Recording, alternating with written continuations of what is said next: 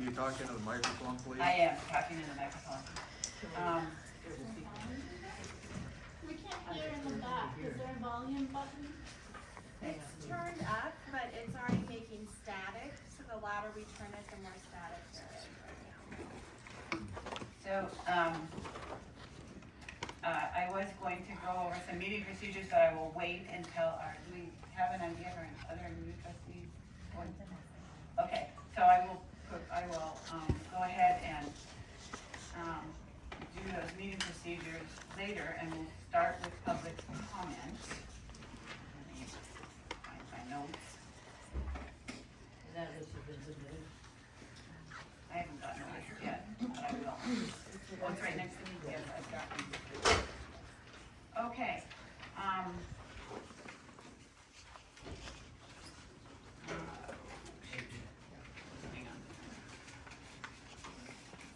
All right, welcome to the Community Library Network Board of Trustees meeting that is open to the public. As we have done for years, we are taking our meetings out to these smaller libraries, and the purpose is to give board members a chance to see these libraries and their communities, and to allow managers to show off their libraries.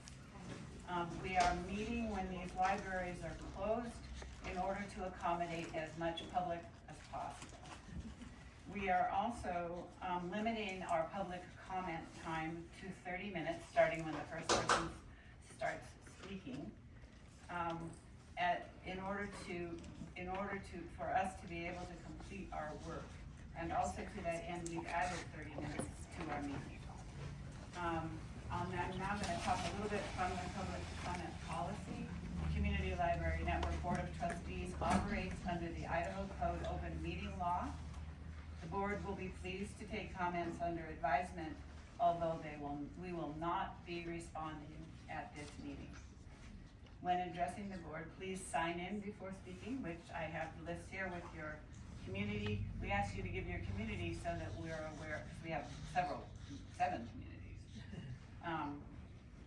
Comments should be addressed directly to the board and not to the audience. A limit of 3 minutes is allowed for each speaker. A person may speak at the podium only once. In cases of disagreement, the speaker must use grace and tact. Persons addressing the board are expected to observe a level of civility and decorum appropriate for a public meeting. No personal attacks or disruptions from the audience will be tolerated. And I may ask you to redirect or terminate your presentation should it get, not to follow, if it's not following these guidelines. So I think that with that, the first speaker on our agenda is Jacob. Thank you.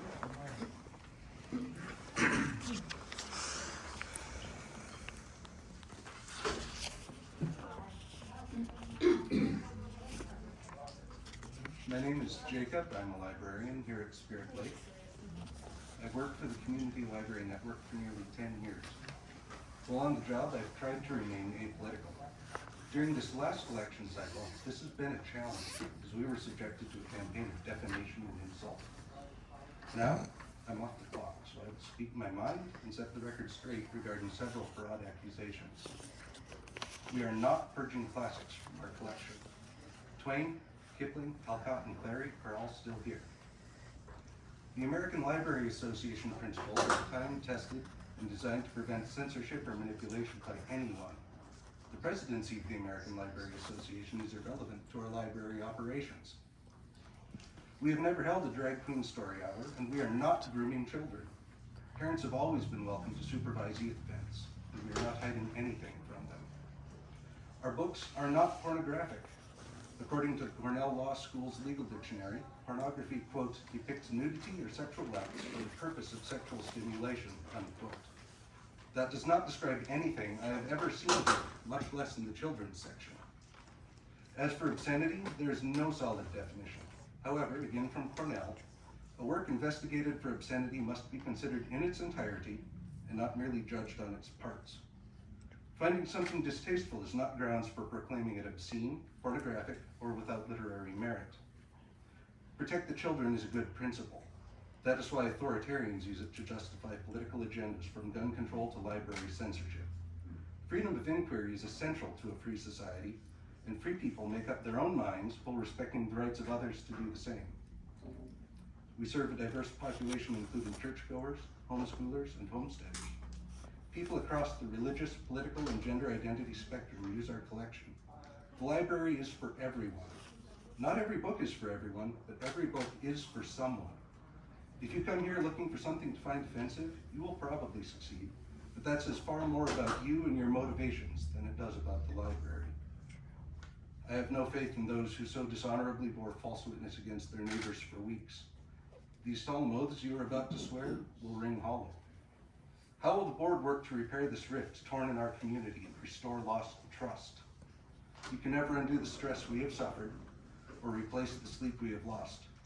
But you can apologize as widely and loudly as we were previously defamed and educate the public instead of continuing to deceive them. Otherwise, you dishonor yourselves in word and deed. Thank you. Thank you.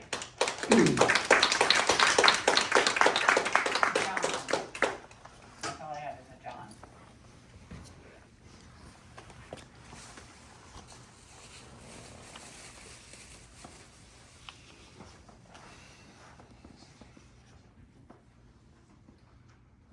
Earlier this week, the Biden administration had on the White House lawn a pride event where a biological male with artificial breasts went topless for a TikTok video. And I was very happy that shortly after this event, the White House condemned this action and said that it was inappropriate. And this is important in this context because I don't think a lot of people would accuse President Biden or the Biden administration of being transphobic. So there'd be an understanding that this is a context issue and the White House lawn is not the place. It's also not the place for something that I think is equally sacred to the White House lawn, which is my 4 children. So we've already heard just at the very beginning of this meeting that the library is not grooming children. I don't care if people want to have drag shows. I don't care if adults choose transgender surgeries. I don't care if people make pornographic movies, and I don't care if people want to watch those movies on the internet if they're adults. I do care if the library has a book that is specifically targeted to youth, that calls porn a fun, sugary treat, recommends that children, it's in the book, visit the internet and search for the interviews with their fave porn actors and see what porn websites those actors recommend and visit those. The book may be, by certain academic definitions, not itself pornographic, but it's unequivocal that it's recommending pornography, and it's recommending the pornography to children. And I'm looking forward to this new library group of trustees answering the question of why. Why do we have that?